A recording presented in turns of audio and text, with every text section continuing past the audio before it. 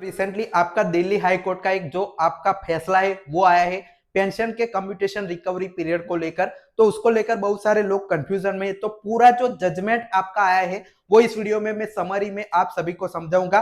पूरा जो जजमेंट की पीडीएफ है वो 50 पेजेस की है, जिसको समरी में 10 से 15 यहाँ पे मिनट में पूरी तरह से आपका जो मामला क्या था और क्या फैसला आया है और क्या आपका जो अलग से इसमें और चेंजेस हो सकते हैं, सारी चीजें इस वीडियो में डिटेल में देखेंगे। तो चलिए शुरुआत कर लेते हैं। आप सभी से खास रिक्वेस्ट है कि इस चैनल को सब्सक्राइब करके रख लीजिए ताकि ऐसे ही सबसे पहले वीडियोस आपको इस चैनल पर देखने को मिलेंगे। तो नीचे सब्सक्राइब का बटन है वो दबा देंगे तो चैनल आप ज्वाइन कर पाएंगे। तो चलिए शुरुआत कर लेते हैं। सभी आपके जो कर्मचारी है उन पर ये जो आपका ऑर्डर है वो लागू होगा।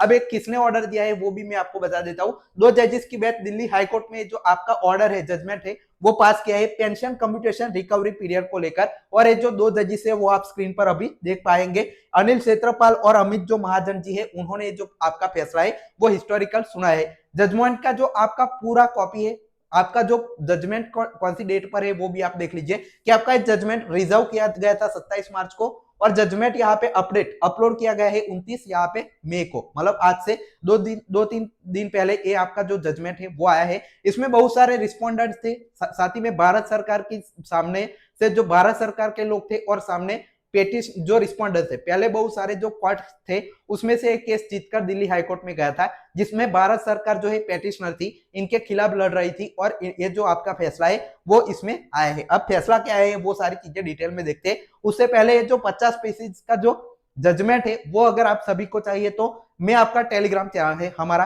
ये देखिए @novithi हमारा टेलीग्राम है, उस पर पूरा जजमेंट 50 पेजेस का मैं आपका जो पीडीएफ है वो शेयर कर रहा हूँ। इसका लिंक भी डिस्क्रिप्शन में आप सभी को मिल जाएगा, तो आप वो ज्वाइन कर उसको इस वीडियो के बाद पूरी तरह से देख लीजिएगा। लेकिन इस वीडियो में अब चलिए देख लेते हैं। मैं पूरी तरह से जो भी जजमेंट आया है उसको 10 से 15 मिनट में सभी जो इंपॉर्टेंट फैक्ट्स है वो समझाता हूँ कि क्या restoration period recovery pension computation पर हुआ है। अब चलिए वन बाय वन में लाइन बाय लाइन डिटेल में समझाऊंगा। वीडियो आपका पूरा लंबा रहेगा तो एंड तक जरूर देखना। उसके बाद ही कोई डाउट है तो कमेंट करना, पहले से कोई कमेंट मत कीजिएगा। तो चलिए शुरू कर लेते हैं। तो देखिए, Delhi high court has held that pension computation does not operate as a commercial loan repayable in installment. मतलब जो आपका दिल्ली है उन्होंने कहा, दिल्ली हाई कोर्ट ने, कि ये कोई लोन की तरह कम्प्यूटेशन की रिकवरी नहीं होती है। लोन आपका अलग होता है, कम्प्यूटेशन अलग होता है। और थोड़ी सी आप सभी के बेसिक जानकारी के लिए कम्प्यूटेशन क्या है वो मैं पहले आप सभी को समझा दूं कि कम्प्यूटेशन क्या होता है कि जब आप रिटायर होते, जब आप एम्प्लॉय रिटायर होते तब एक आपका लमसम अमाउंट आप ले सकते आपकी जो ऑर्गेनाइजेशन है उससे।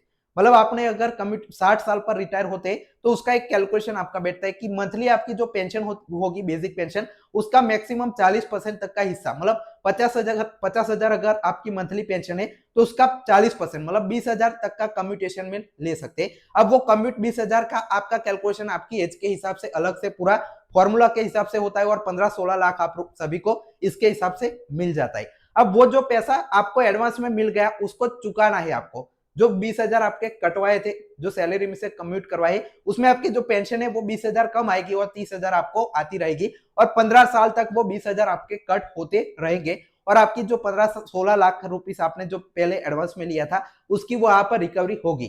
तो अब मामला क्या था कि ये रिकवरी आपकी कैलकुलेशन हम करने जाए वन बाय वन इंडिविजुअल का, तो ये रिकवरी आपका 10 साल में हो जाता है, 10-11 साल में, ऐसा कहना है रिटायर्स का। और बाकी का 15 साल तक आपको हमें जो है एक्स्ट्रा देना पड़ रहा है। तो उसी को लेकर जो आपके केसेस है वो चल रहे थे, 15 साल ना रखा जाए, 10 साल या 11 साल किया जाए। अब इसमें जजमेंट क्या है वो अब डिटेल में मैं आपको बताता हूँ। तो जैसे मैंने बताया कि दिल्ली हाईकोर्ट ने कहा कि ये लोन जैसा नहीं है कि आपने यहाँ पे जो है कैलकुलेशन कर लिया और आप मांग रहे हैं कि इसको जो है कम कर दिया जाए। ये लोन से पूरी तरह से कम्यूटेशन है वो अलग होता है। अब कैसे अलग होता है वो बताया इन्होंने। Uniform 15 year restoration period under rule 10A of central civil service commutation of pension rule 1981 court held represents actual equilibrium design for the pension system as whole, not a mathematical recovery period relatable to each individual retiree। मतलब इन्होंने साफ साफ कहा कि ये जो आपका commutation होता है वो इंडिविजुअल रिटायरी का कैलकुलेशन के हिसाब से नहीं होता है। वो कैसे होता है कि पहले से रूल है जो रूल 10 है सीसीएस आपके कम्यूटेशन पर रूल 1981 का बना है, उसमें उन्होंने पहले से बहुत सारी कैलकुलेशन अजम्पशन की थी। इक्विलिब्रियम यहाँ पे देखिए एक्चुअल इक्विलिब्रियम डिजाइन आपका एक पूरा पेंशन सिस्टम एक डिजाइन है, उसका जो आपका कैलकुलेशन है वहां पर वो बैठाते हैं। ऐसा नहीं कि एक रिटायर का ज्यादा जा रहा है, उन्होंने पूरी तरह से अपना सिस्टम है डिजाइन किया है, बहुत सारी चीजें ध्यान में रखी है, उसके बाद ये पूरा सिस्टम बनाया है। आप ऐसे डायरेक्टली नहीं कह सकते कि मेरा ज्यादा जा रहा है, आपका अगर ज्यादा जा रहा है तो वो पेंशन में जैसे आपकी सिस्टम में कैसे आगे इंटरेस्ट आता जाएगा, कैसे इसमें भी आगे इन्होंने फैक्टर दिए है, किस पर ये डिपेंड करता है, उस पर डिपेंड करता है, तो डायरेक्टली आप ऐसे मार्क नहीं कर सकते। अब देखिए the court held that judicial review of pension commutation policy is confined to examination of manifest arbitration of constitutional infirmity. Court cannot substitute actual wisdom with simplified financial calculation advanced by individual pension. मतलब इन्होंने साफ साफ कहा कि ये पूरी तरह से कॉन्स्टिट्यूशनली वैलिड है और कोर्ट ऐसे डायरेक्टली इनको इंटरफेयर करके नहीं कह सकता कि इंडिविजुअल के कैलकुलेशन के हिसाब से कि आप यहाँ पे रिस्टोरेशन कम कर दीजिए। इनका पूरी तरह से अलग एक सिस्टम है और एक पूरी तरह से वैलिड सिस्टम इन्होंने बनाए। Pensioners who voluntarily commutes pension and receive substantial tax-free lump sum under clearly prescribed statutory condition cannot substantially seek alteration of restoration period while retaining benefit of scheme। मतलब यहाँ पे जो पेंशन होता है retires होता है उनको यहाँ पे एक लमसम अमाउंट मिलता है, ऑलरेडी उसके रूल से डिफाइंड थे, आपने लिया खुद से लिया वॉलंटरी लिया और टैक्स फ्री आपको पहले से लमसम अमाउंट दिया जाता है, तो उसके रिकवरी पीरियड में आप चेंजेस करवाने के लिए अल्टर करवाने के लिए रूल के हिसाब से ऑलरेडी आप सभी को दिया है, तो आप वहां पर नहीं आ सकते, ऐसा कोर्ट ने कहा। अब आगे कोर्ट ने एक्चुअल जजमेंट क्या दिया वो भी मैं आपको दिखाता हूँ।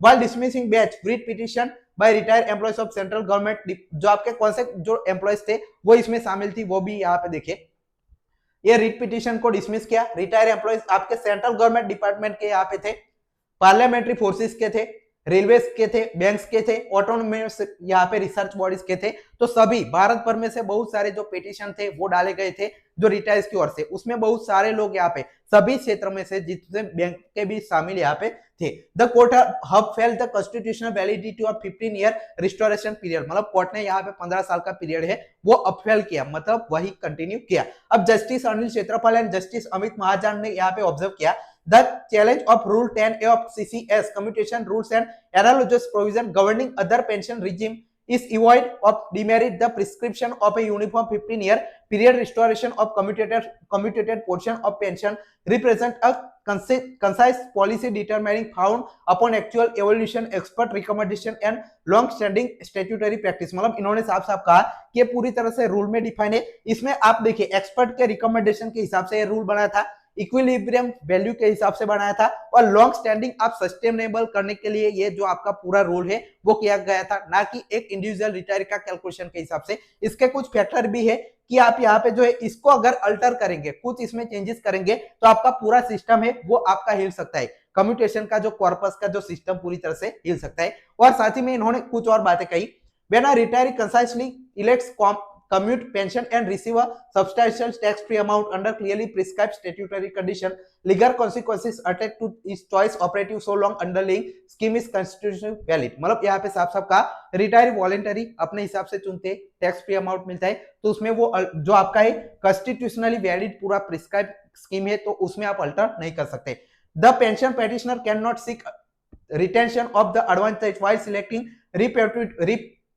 रिप्यूडिएटिंग द अकम्प्लाई statutory terms in further set. मतलब पेंशन है वो आपका एडवांटेज नहीं ले सकता है पेमेंट के टाइम पे पहले से जो डिसाइड था उसमें। अब देखिए जो आपके ऐश्वर्य प्रताप सिंह आपके थे, सीजीएस अपील जो पेटिशनर की ओर से और रिस्पोंडेंट की ओर से यूएस मौर्य जी थे, उन्होंने कुछ और फैक्ट यहाँ पे रखे, तो देखिए for the fact retire personal across central government establishment challenge the continued recovery commutation of pension uniform 15 year period under rule 10A of the CCS. मतलब इन्होंने चैलेंज किया इस रूल को 10A को, और ये जो कंप्यूटेशन पीरियड है वो कम करने की यहाँ पे जो बात है वो कही थी। तो देखिए it was contented that successive revision of actual commutation factor following pay commission recommendation had altered financial assumption and underlying original restoration framework resulting in recovery exceeding the commutated value। मतलब जैसे जैसे आपका जो वेज रिवीजन होता है, पे commission आता है, उसके हिसाब से सारी वैल्यू से वो चेंज होती है और जल्दी ही कम्यूटेटेड जो आपकी वैल्यू रिकवरी का पीरियड है वो कम करना चाहिए, क्योंकि जो पैसा है वो कम साल में आपका कट होके पूरी रिकवरी आपकी हो जाती है, ये भी इन्होंने रखा।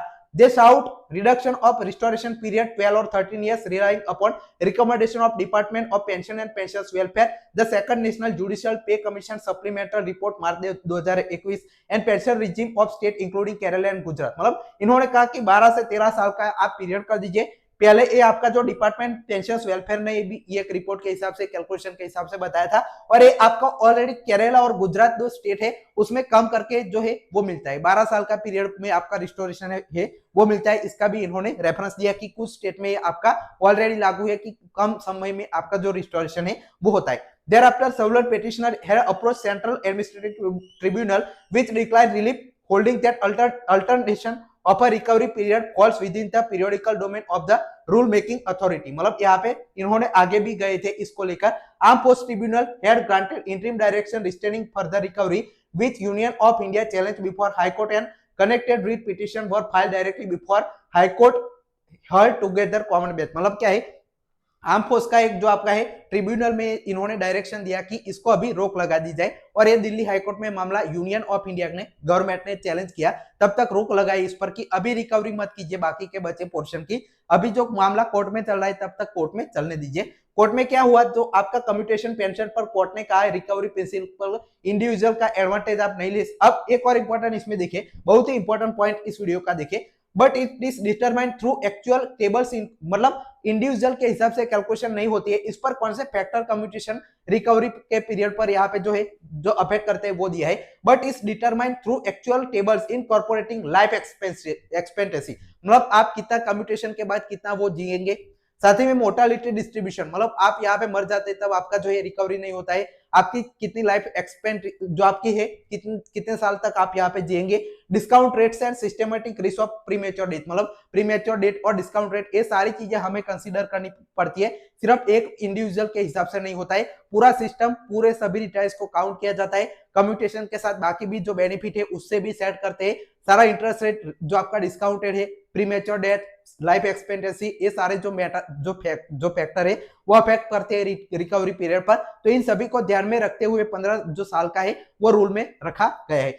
रिलाइंग कॉमन कॉस्ट, जो आपका एक और केस था उसके बारे में भी बताया कि आपका ईयर ऑफ परचेस पर ये पूरी तरह से जो है इक्विटेबल बफर 2 ईयर का यहाँ पे बफर भी दिया जाता है। मतलब देखिए 10 साल में अगर रिकवर होता है तो इन्होंने कहा कि 12 साल आपका दीजिए, क्योंकि 2 साल में जो सारा इंटरेस्ट का पैसा है वो आपका यहाँ पे चुकता हो जाएगा। उस पर भी इन्होंने कहा कि ऐसे नहीं कर सकते, सस्टेन रखने के लिए पॉलिसी को यहाँ पे जो है चेंजेस अल्टरनेशन नहीं कर सकते। आर्टिकल 14 का भी हवाला दिया है कुछ और यहाँ पे स्टेटमेंट के हिसाब से। और बाकी देखिए departmental recommendation and advisory body reports are remaining unaccepted, मतलब इन्होंने एक्सेप्ट नहीं किया ये सारी चीजें। और फाइनली फैसला क्या सुना है वो भी आप देख लीजिए। तो देखिए the 15-year restoration period must therefore be understood as an actual equilibrium design the pension system as a whole rather than mathematical recovery period relatable to each individual retiree। मतलब इन्होंने साफ साफ कहा कि 15 साल का पीरियड रहेगा, ऐसा नहीं कर सकते इंडिविजुअल के कैलकुलेशन के बेस के।